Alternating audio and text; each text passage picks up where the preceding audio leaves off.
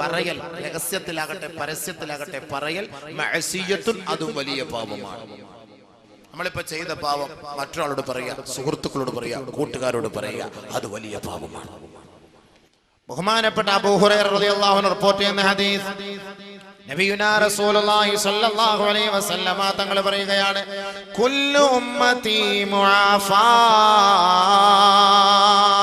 ഇല്ലൽ മുജാഹിറൂൻ.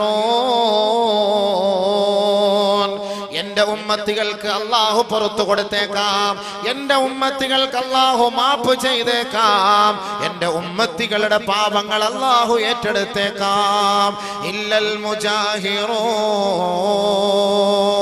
പാപങ്ങൾ പരസ്യമായി പറയുന്നവരൊഴികെ, പാപങ്ങൾ പരസ്യമായി പറയുന്നവരൊഴികെ അവരുടെ പാപങ്ങൾ അല്ലാഹു മാപ്പ് ചെയ്യുകയില്ല. ശേഷം ആദരവായ റസൂലുള്ളാഹി തങ്ങൾ പറയുകയാണ്, വ ഇന്ന മിനൽ മുജാനാ وإن من المجانا أن يعمل رجل بالعمل عملا أن يعمل رجل بالليل ثم ينشر ثم يصبح فقد ستره الله فقال يا فلان عملت البارحة كذا وكذا. ബഹുമാനപ്പെട്ട അബൂ ഹുറൈറ റളിയല്ലാഹു തആല അൻഹു റിപ്പോർട്ട് ചെയ്യുന്ന ഹദീസ്, ആദരവായ റസൂലുള്ളാഹി സ്വല്ലല്ലാഹു അലൈഹി വസല്ലമ തങ്ങൾ പറയുകയാണ്, എൻ്റെ ഉമ്മത്തികൾക്ക് അല്ലാഹു പുറത്തു കൊടുത്തേക്കാം, എൻ്റെ ഉമ്മത്തികളുടെ പാപങ്ങൾ അല്ലാഹു മാപ്പ് ചെയ്തേക്കാം.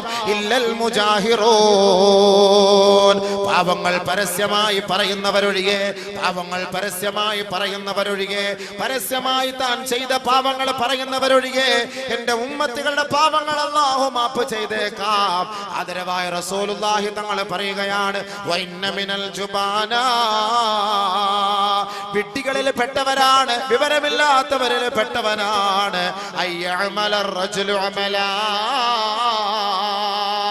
അമലം ബില്ലൈൽ, കഴിഞ്ഞ രാത്രിയിൽ അവൻ ഒരു തെറ്റ് ചെയ്തു, ഫഖദ് സതറഹുല്ലാഹു അലൈഹി, അല്ലാഹു അത് ഒളിപ്പിച്ചു വെച്ചിരിക്കുകയായിരുന്നു, പടച്ചവൻ അത് മറച്ചു വെച്ചതാണ്.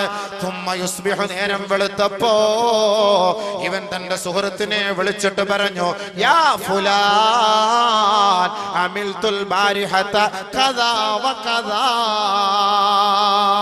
ഏ സഹോദരാ, ഏ അളിയാ, ഏ സുഹൃത്തേ, ചെക്ക, ഞാൻ ഇന്നലെ രാത്രി ഇന്ന പെണ്ണുമായി ഞാൻ അങ്ങനെ ചെയ്തു, എനിക്ക് ഇന്നലെ ഒരു ഐറ്റം കിട്ടി, അവളുമായി ഞാൻ ഇന്ന സ്ഥലത്ത് പോയി, ഇന്ന സമയങ്ങളിൽ ഇത്ര സ്ഥലത്ത് ഞങ്ങൾ അടിച്ചു പൊളിച്ചു, ഞാൻ ഇന്ന തെറ്റ് ചെയ്തു എന്ന് അല്ലാഹു ഒളിപ്പിച്ചു വെച്ച മറച്ചു വെച്ച തെറ്റുകൾ തന്റെ സുഹൃത്തുക്കളോട് പറയുന്നവരെ അവന്റെ പാപം അല്ലാഹു പൊറുക്കുകയില്ല, അവന്റെ പാപം അല്ലാഹു ഏറ്റെടുക്കുകയില്ല, അവൻ അല്ലാഹു പുറത്തു കൊടുക്കുകയില്ല. ചില ആളുകൾ മണിയറ രഹസ്യം പരസ്യപ്പെടുത്തുന്നവരുണ്ടാകും. തന്റെ ഭാര്യയുമായി ബന്ധപ്പെട്ട രീതികളും തന്റെ ഭാര്യയുമായി എങ്ങനെ ബന്ധപ്പെട്ടു എന്നും, ഇന്നലെ രാത്രി ഞാൻ മണിയറയിൽ കഴിഞ്ഞതെങ്ങനെയാണ്, എന്റെ ഭാര്യയോടൊപ്പം കഴിഞ്ഞതെങ്ങനെയാണ്, എന്റെ ഭാര്യയെ ഞാൻ തൃപ്തിപ്പെടുത്തിയതെങ്ങനെയാണ്, ആ ശരീരത്തിന്റെ ഓരോ ഘടനകൾ പോലും വിവരിച്ചുകൊണ്ട് മണിയറ രഹസ്യങ്ങൾ പരസ്യപ്പെടുത്തുന്നവരെ ലോകത്തിന്റെ പുത്രൻ മുഹമ്മദ് മുസ്തഫ സല്ലല്ലാഹു അലൈഹി വസല്ലമ തങ്ങൾ വളരെ വളരെ ഗൗരവത്തോടു കൂടിയാണ് അവർക്കെതിരെ പ്രഖ്യാപിച്ചത്. ഇന്ന മിൻ ശർറിന്നാസി മൻസിലാ യൗമൽ ഖിയാമ, നാളെ ആഖിറത്തിലെ പടച്ചവന്റെ കോടതിയുടെ മുന്നിൽ മഹ്ശറ വൻസഭയിൽ അല്ലാഹു റബ്ബുൽ ഇസ്സത്ത് തന്റെ ജനതകളെ, തന്റെ അടിമകളെ മുഴുവനും നീതിക്ക് വേണ്ടി, വിചാരണയ്ക്ക് വേണ്ടി ഹാജരാക്കുമ്പോ ഇൻദല്ലാഹി മൻസിലാ, ഇന്ന ശർറന്നാസി ഇൻദല്ലാഹി മൻസിലാ, അല്ലാഹുവിന്റെ അടുക്കൽ ഏറ്റവും നികൃഷ്ട ജീവി ആരെന്നറിയുമോ, അല്ലാഹുവിന്റെ അടുക്കൽ ഏറ്റവും വൃത്തികെട്ടവൻ ആരെന്നറിയുമോ, പടച്ച തമ്പുരാന്റെ കോപത്തിനും അല്ലാഹുവിന്റെ ശാപത്തിനും പാത്രീഭവിച്ചവൻ ആരെന്നറിയുമോ, റജുലുൻ, ഒരു ഭർത്താവാണ്, റജുലുൻ, ഒരു പുരുഷനാണ്, യുഫ്ളി ഇലാ ഇംറഅതിഹി, തന്റെ ഭാര്യയുമായി രാത്രി ശയിച്ചിട്ട് തന്റെ ഭാര്യയുമായി മണിയറയിൽ രഹസ്യം പങ്കെടുത്തു കെട്ടിട്ട്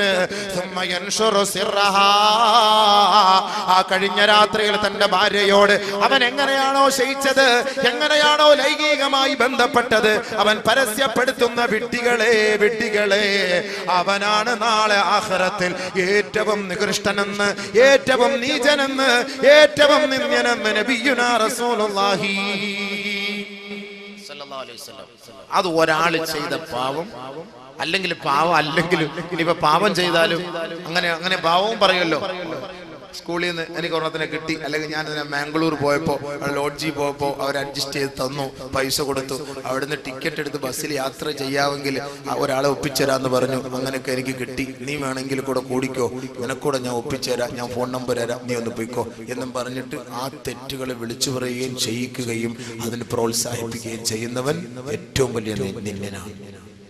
നബി സല്ലല്ലാഹു അലൈഹി വസല്ലം തങ്ങൾ പറഞ്ഞത് ആൺപിശാചും പെൺപിശാചും പോലെയാണ്. ആൺപിശാചും പെൺപിശാചും പോലെയാണ്.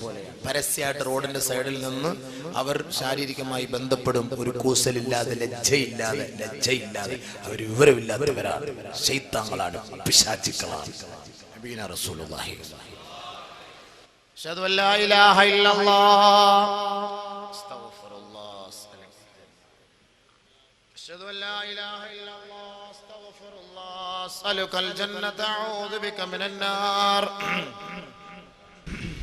അപ്പൊ അതുകൊണ്ട് എന്താ പറഞ്ഞത്? അപ്പൊ അതുകൊണ്ട് എന്തെങ്കിലുമൊക്കെ അങ്ങനെ ചെയ്തിട്ടുണ്ടെങ്കിൽ ഒന്ന് മാപ്പാക്കാൻ വേണ്ടി ആത്മാർത്ഥമായി റബ്ബിനോടൊന്ന് പറഞ്ഞാൽ നിറക്കണ്ണുകളോട് കൂടി. മനസ്സിലായില്ലേ? അപ്പൊ ഇങ്ങനെയാണ് തെറ്റിൽ നിന്ന് പരിഹാരം കാണേണ്ടത്. ഇനി അടുത്ത് വാ. അടുത്ത് ഇനി തൗബ സ്വീകരിക്കണമെങ്കിൽ അടുത്ത വഴി എന്താണ്? തൗബ എന്നൊക്കെ പറഞ്ഞ നിങ്ങളിപ്പോ എന്താ ഈ വിചാരിച്ചത്? സംഭവം ഇത്രയും വലിയ സംഭവമാണെന്നുള്ളത് നമ്മൾ അറിഞ്ഞില്ലല്ലോ. അടുത്തത് وإن كانت المعصية بينه وبين الله فلها ثلاثة شروط. അവന്റെ പാപം അവനും അല്ലാഹുവും തമ്മിലാണെങ്കിൽ 3 നിബന്ധനകൾ അവനുണ്ട്. ഒരു മനുഷ്യൻ തൗബ ചെയ്യണമെങ്കിൽ, പശ്ചാത്തപിക്കണമെങ്കിൽ, അവൻ ചെയ്ത പാപം അവനും അല്ലാഹുവും തമ്മിലുള്ള പാപമാണെങ്കിൽ ഫലഹാ സലാസത്തു ശുറൂത്ത്, 3 നിബന്ധനകളാണ്.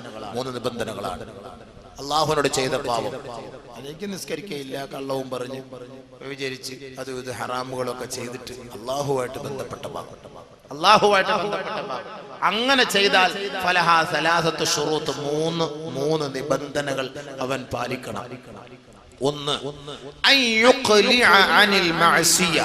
പാവം പിഴുത് കളയണം. ഇപ്പൊ നിലവിൽ ചെയ്തുകൊണ്ടിരിക്കുന്ന പാവം അത് നിലവിൽ എടുത്ത് കളയണം, പറിച്ച് കളയണം. മുരടോടുകൂടി പറിച്ച് ഡിലീറ്റ് ആക്കി കളയണം. ഒന്ന് കൂടുതൽ വിശദീകരിക്കാൻ സമയമില്ല. അവൻ ചെയ്യുന്ന ആ ഒരു തെറ്റിന്റെ മേൽ അവനൊരു വിഷമമുണ്ടാകും, ഒരു ഖേദപ്രകടനം. അല്ലാഹ് ചെയ്തു പോയല്ലോ, തെറ്റായി പോയല്ലോ, പഠിച്ചവനെ ഒരു അക്രമമായി പോയല്ലോ, ഒരു വല്ലാത്ത ഒരു ഖേദപ്രകടനം. അതെപ്പോഴും ഉണ്ടാകണം. തെറ്റ് ചെയ്യുമ്പോ ഒരു ഖേദമുണ്ടാകുന്നത് അത് ഒരു ഈമാന്റെ ലക്ഷണമാണ് എന്നാണ് ഹബീബായ തങ്ങൾ പറയുന്നത്. ഒരു ഖേദമുണ്ടാവുക. എത്ര തെറ്റ് ചെയ്താലും പുല്ല് വില പോലുമില്ലാതെ വീണ്ടും തെറ്റ് ചെയ്യുന്നവൻ അവൻ ഈമാനില്ലാത്തവന്റെ അടയാളമാണ്. നമ്മളിപ്പോ മനുഷ്യന്മാരാണ്, തെറ്റ് ചെയ്യാത്താരാ? തെറ്റിൽ വീണു പോകും. പക്ഷെ ആ വീഴുന്ന തെറ്റ്